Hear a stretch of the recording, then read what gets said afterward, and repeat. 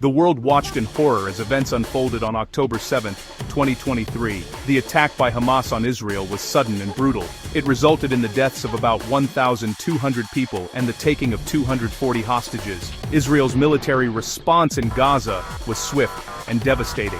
These events did not just create a regional crisis, they sent shockwaves across the globe, forcing nations to take a side. The reactions of global powers like the United States and China would reveal much about the shifting sands of international politics. For the United States, the path was clear. It stood firmly with its longtime ally, Israel. But for China, the situation presented a complex challenge, and its response would be markedly different. This conflict became more than just a battle between Israel and Hamas. It became a mirror, reflecting the deep divisions in our world. Western nations, led by the United States and Europe, quickly condemned Hamas's actions as terrorism. They affirmed Israel's right to defend itself. In contrast, many nations in the global south expressed solidarity with the Palestinian people. They pointed to decades of occupation and suffering. This diplomatic split highlighted a growing divide. It was a divide between the established Western order and emerging powers who see the world through a different lens. China, positioning itself as a leader of this global south, saw an opportunity to advance its own narrative and influence. The reaction of any major country in a crisis like this matters deeply. It signals their alliances, their values, and their strategic ambitions. The United States, for example, backed its words with action. President Joe Biden pledged billions of dollars in military assistance to Israel. This was a continuation of America's long-standing role as the primary security guarantor in the Middle East. China's reaction, however, was more measured and ambiguous. It was a reaction designed to appeal to a different audience. Beijing's careful choice of words and actions would demonstrate its goal: to become a major diplomatic player in the Middle East without getting entangled in its conflicts. The Gaza war, therefore, became a crucial test case. It tested the strength of old alliances and the appeal of new ones. It questioned who holds the real power to shape events in one of the world's most volatile regions. Would the American-led approach to security and diplomacy prevail, or was China successfully carving out a new role for itself, one based on economic ties and a narrative of non-interference? The answers to these questions are still unfolding, but the initial responses from Washington and Beijing drew clear lines in the sand, setting the stage for a new chapter in global power competition. In the immediate aftermath of the October 7th attack, the contrast between the American and Chinese responses could not have been more stark. While Western leaders issued strong condemnations of Hamas, China's initial statements were noticeably different. Beijing called for an immediate ceasefire and urged restraint from all parties. Crucially, it did not condemn Hamas by name. It also avoided labeling the group a terrorist organization. This deliberate omission was not a mistake. It was a calculated diplomatic move that signaled a clear break from the position taken by the United States and its European allies. This stance caused significant frustration and resentment in Israel, which had expected a stronger denunciation of the attacks. China's foreign minister, Wang Yi, soon clarified his country's position. He stated that China condemned all violence against civilians, but emphasized that the historical injustice faced by the Palestinian people was the root cause of the conflict. This framing was consistent with China's long-standing policy of supporting the Palestinian cause and a two-state solution. By focusing on the root cause, China was positioning itself not as a judge, but as a mediator who understood the complexities of the situation. This was a narrative that resonated strongly with many countries in the Arab world and the broader global South, who felt the Western response was one-sided and ignored the context of the Israeli occupation. This diplomatic positioning was not just about words, it was about creating a clear alternative to American influence. While President Biden was pledging unwavering support and military aid for Israel's campaign in Gaza, China was using its platform to criticize the United States. Chinese state media and officials accused the United States of hypocrisy on human rights and of fueling the conflict with its unconditional support for Israel. On Chinese social media platforms like Weibo, anti-Israeli and pro-Palestinian sentiment surged, often amplified by state-controlled media. China was using the crisis to burnish its credentials as a defender of developing nations against what it portrayed as Western double standards. At the International Court of Justice in February 2024, China made its legal position explicit. A Chinese diplomat argued that the Palestinian people's struggle to resist foreign oppression and establish an independent state was a right grounded in international law. He made a clear distinction between this armed struggle and acts of terrorism. This argument, while controversial in the West, was a powerful statement. It legally and morally aligned China with the Palestinian cause and against the Israeli-American position. It was another piece of evidence that China was not just reacting to events, but was actively using the crisis to build a coalition of nations that looked to Beijing, not Washington, for leadership. In November 2023, just over a month into the war, a significant diplomatic event took place. A delegation of foreign ministers from several Arab and Islamic nations, including Saudi Arabia, Jordan, Egypt, and Indonesia, embarked on a tour to push for an immediate ceasefire in Gaza. Their first stop was not a traditional Western capital like Washington, London, or Paris. It was Beijing. This choice was deliberate and deeply symbolic. It signaled a major shift in the geopolitical landscape. These nations were sending a clear message. They believed China could be a more effective and sympathetic partner in this crisis than the United States, which they saw as biased towards Israel. The visit was a major diplomatic victory for China. Welcoming the delegation, Foreign Minister Wang Yi declared that China was a good friend and brother of Arab and Islamic countries and would work to quickly cool down the situation in Gaza and restore peace.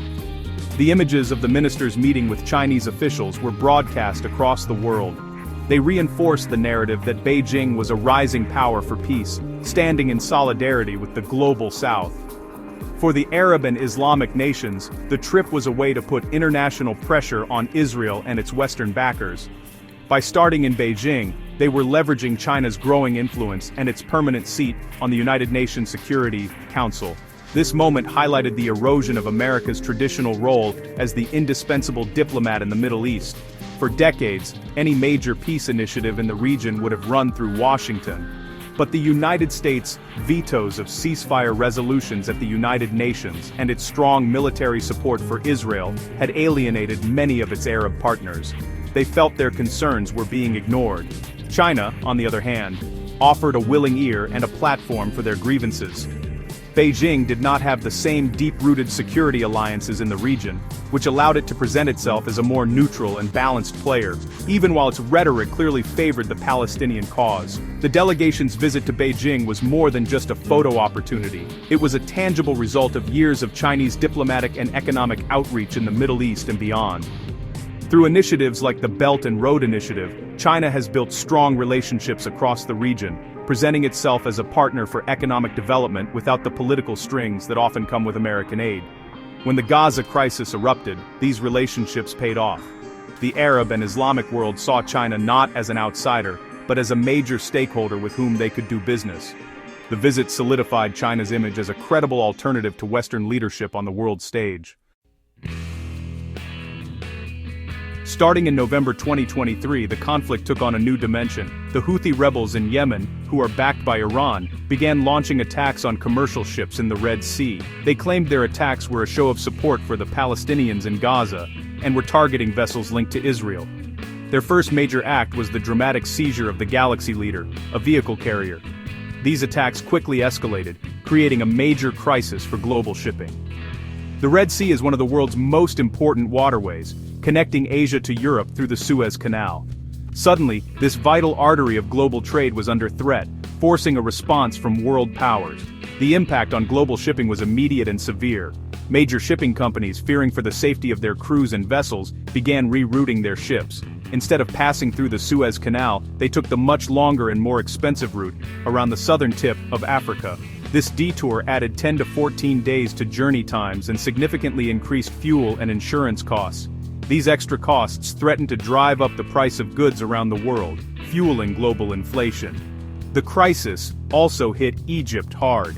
Transit volumes through the Suez Canal plummeted, causing Egypt's revenue from the canal, a critical source of income, to fall by $500 million. This is where China's position became particularly interesting. China has the world's largest navy, with 370 ships compared to America's 293. It also has a naval base in Djibouti, strategically located near the entrance to the Red Sea, where it has been conducting anti-piracy missions for years. Many expected China, as a major trading nation heavily reliant on these sea lanes, to play a role in securing them. However, Beijing resisted calls to join the United States-led coalition, Operation Prosperity Guardian, which was formed to protect shipping.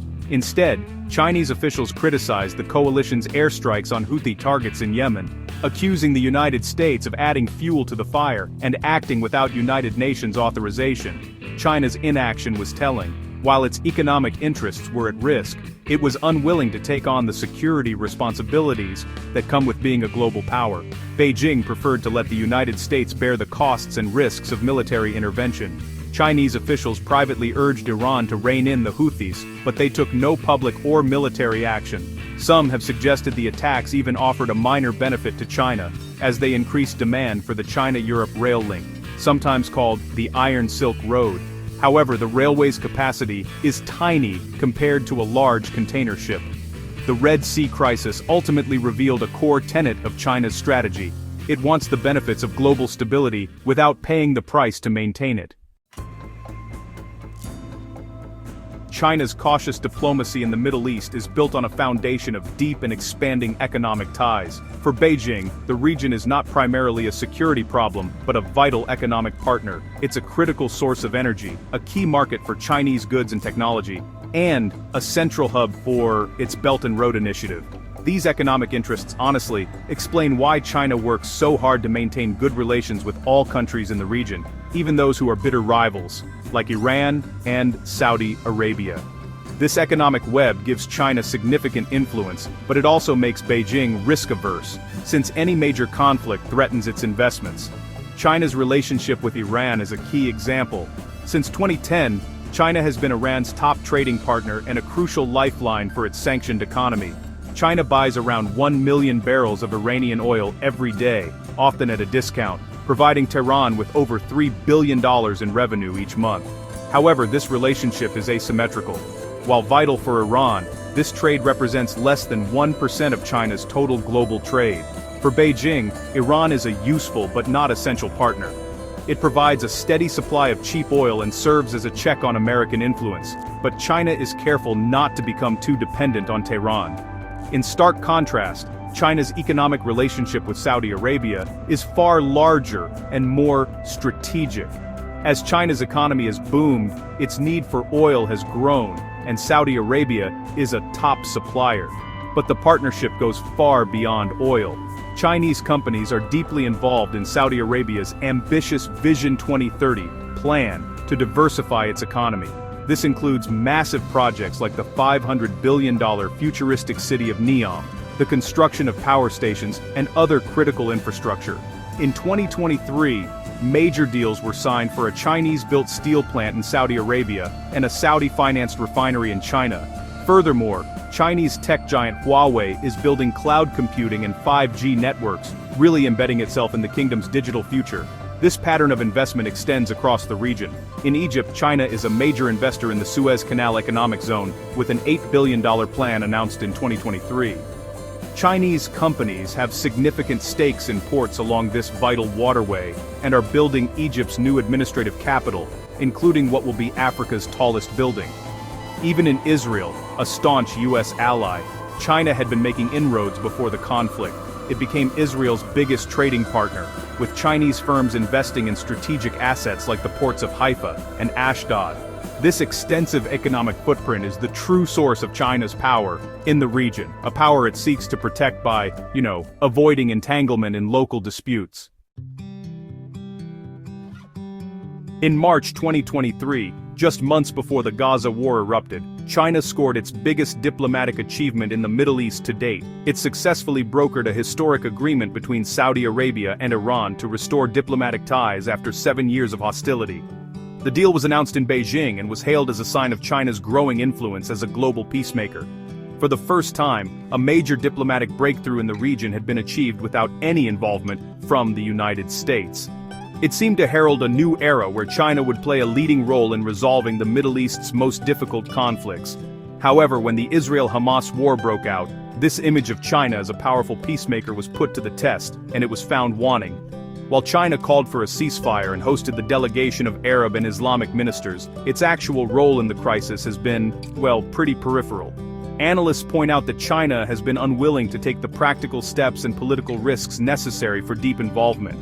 Mediating a conflict like the one in Gaza would require intense, high-stakes diplomacy with all sides, including Israel, with whom its relations have soured.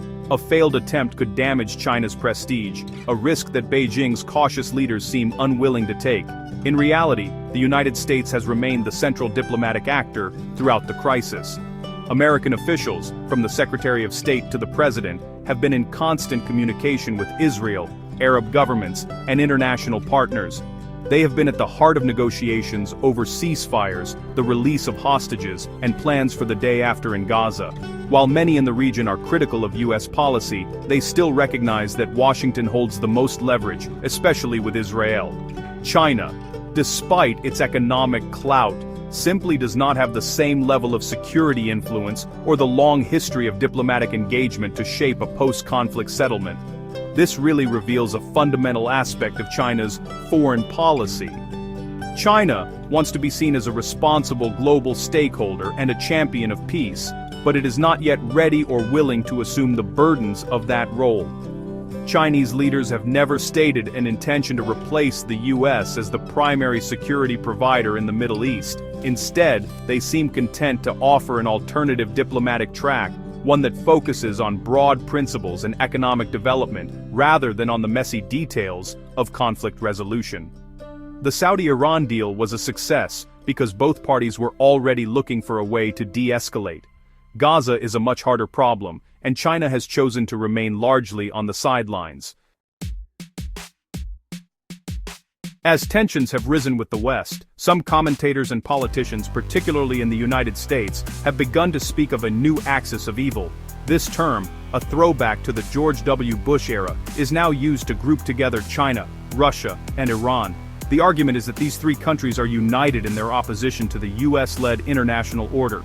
They are seen as cooperating to undermine American interests around the globe, from the war in Ukraine to the conflict in the Middle East. The support Iran gives to Hamas and the Houthis, Russia's invasion of Ukraine, and China's diplomatic backing for both seem to paint a picture of a coordinated anti-Western alliance. However, many analysts argue that this axis of evil 2.0 narrative is, honestly, an exaggeration that oversimplifies the complex relationships between these three nations. While it is true that China, Russia, and Iran share a common interest in challenging American dominance, their alliance is more one of convenience than a deep, strategic partnership.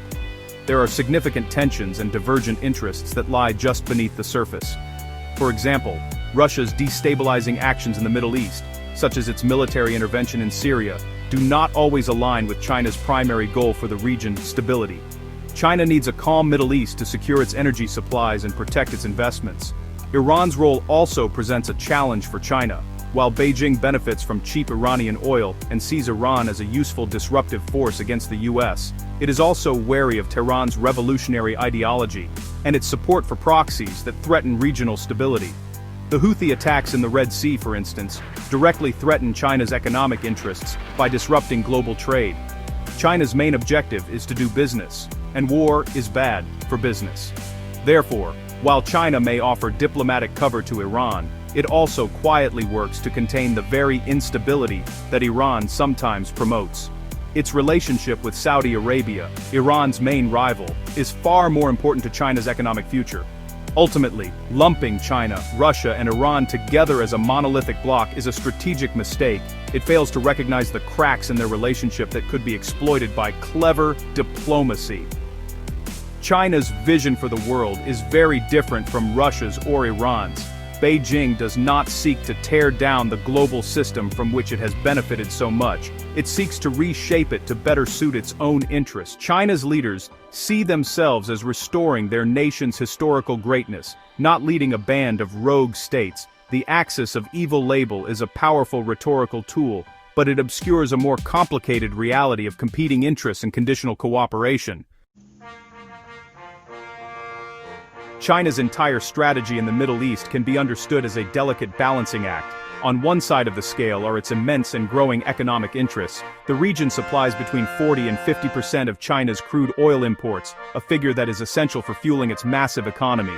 Billions of dollars in investments through the Belt and Road Initiative are scattered across numerous countries, from ports and railways to industrial zones and digital infrastructure. To protect these assets and ensure the continued flow of energy, China needs one thing above all else: stability. A peaceful and predictable Middle East is the ideal environment for Chinese commerce to thrive. On the other side of the scale is a deep-seated reluctance to make hard security commitments. While China has expanded its naval presence and built its first overseas military base in Djibouti, it has consistently avoided getting drawn into the region's conflicts. The role of regional policeman, with all the military and political risks it entails, is one that China is happy to leave to the United States. Beijing criticizes American military interventions, but also quietly benefits from the security umbrella the U.S. Navy provides for global shipping. This allows China to pursue its economic goals without paying the high price of ensuring regional security. The Gaza war and the Houthi attacks have thrown this balancing act into sharp relief. The conflict directly threatens the stability that China's economic strategy depends on. Disruptions in the Red Sea hurt Chinese exports and increase costs. Regional tensions could endanger its infrastructure projects and sour its relationships with key partners. Yet China's response has been to double down on its cautious approach. It has used diplomacy and rhetoric to position itself as a friend of the Arab world and a critic of the West. But it has stopped short of taking any action that would involve military risk or force it to choose a side in a way that could harm its business ties. This strategy is not without its contradictions.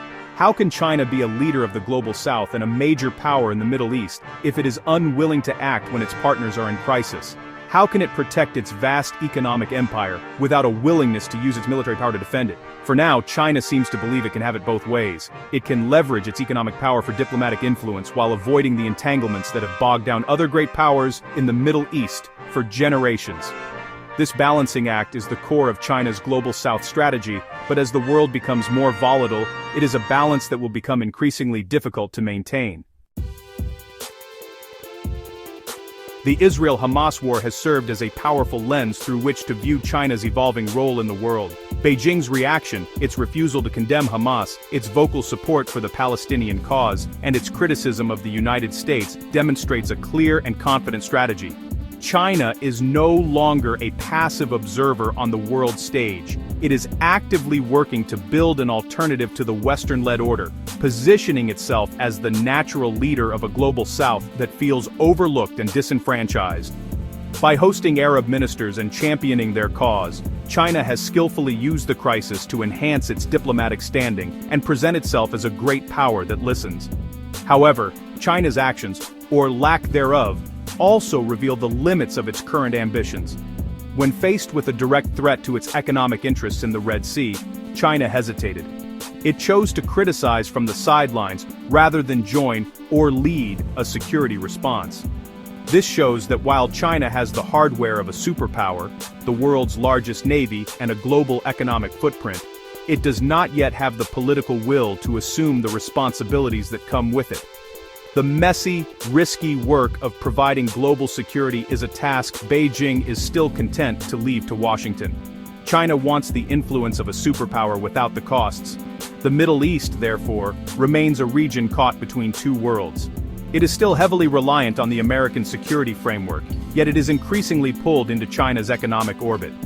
Nations like Saudi Arabia and Egypt are trying to navigate this new reality, balancing their long-standing ties to the U.S. with the lucrative opportunities offered by China.